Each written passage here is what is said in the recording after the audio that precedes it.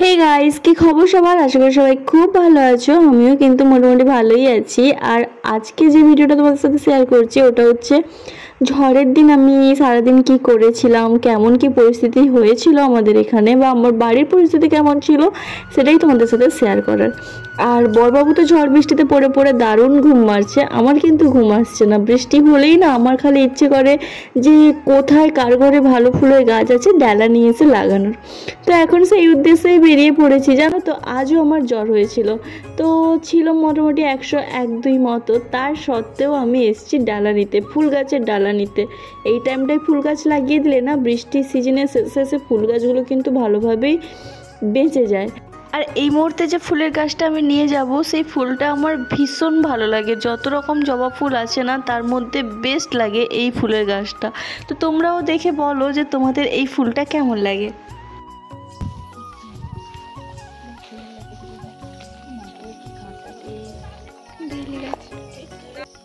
বৃষ্টিতে না ফুলগুলাটাকে কটিয়া কটিয়া হয়েছে, নিচের দিকে ডালগুলা ল এ পাশে দেখো।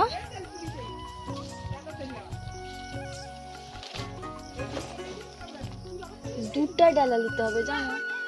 তো এই ফুলটার নাম হচ্ছে ঢাকি জবা। আর এখন বৃষ্টি হয়েছে বলে ফুলটা একটু ছোট ছোট লাগছে, না হলে এগুলো কিন্তু অনেক বড় ফুল হয়।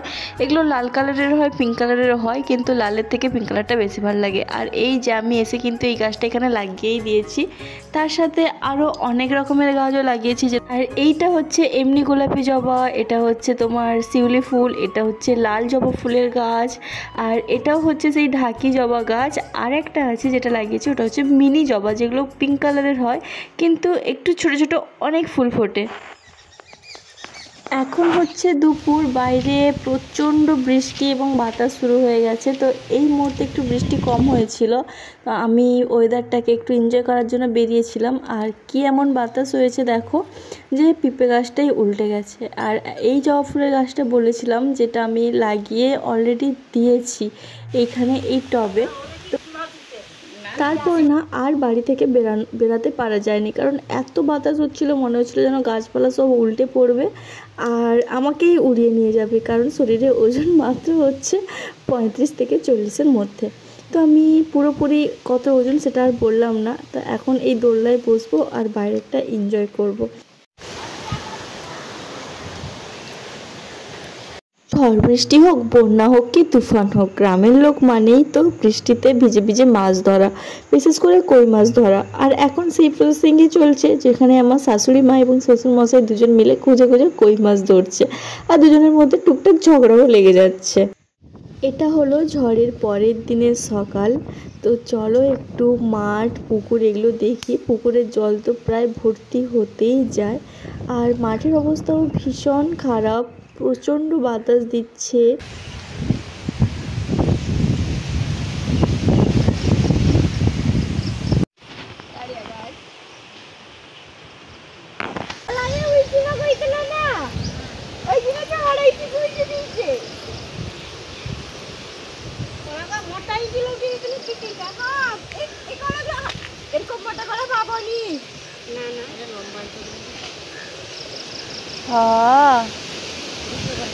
ঝড়ে সেরকম কোনো ক্ষয়ক্ষতি না হলেও আমাদের এখানে বাড়ির ভেতরে যে কলা গাছগুলো ছিল, মানে কলা বাগান ছিল, প্রায় সব কলা গাছই উল্টে গেছে। সেখানে দুটো কলা কাঁদিও হয়েছিল, যেটা এরকম কাঁচা অবস্থায় পড়ে গেছে।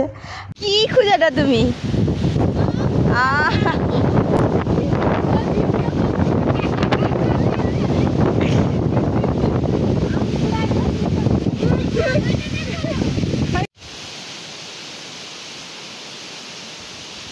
আমাদের মধ্যে বয়সের পার্থক্যটা খুব একটা বেশি না হওয়ার কারণে ভাইকে বললাম যে এই কলা গাছগুলো দিয়ে না ভেলা বানাও, যাতে জলের মধ্যে ভাসতে পারে। তো যেরকম কথা সেরকম কাজ। যদিও এখানে এটা বাবা বানিয়ে দিয়েছে, মানে শ্বশুরমশাই বানিয়ে দিয়েছে কলা গাছ দিয়ে। আরও একটা কলা কাঁদি দেখো উল্টে পড়েছে, এত আফসোস হচ্ছে না।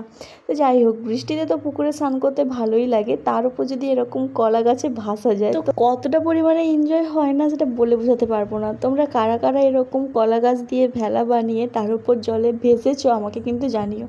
আমি যেহেতু সাঁতার কাটতে পারি না, তো এটা আমার জন্য খুব ভালো একটা জিনিস ছিল পুকুরের চারপাশে ঘোরা। তো যাই হোক, ওরা কিন্তু ভীষণ এনজয় করছে। তোমরা কারা কারা বৃষ্টি খুব ভালোবাসো, বৃষ্টিতে এনজয় করতে ভালোবাসো, মাছ ধরতে ভালোবাসো, অবশ্যই কমেন্ট করো। আর যারা ভালোবাসো তাদের নিশ্চয়ই আজকের ব্লগটা খুব ভালো লাগবে।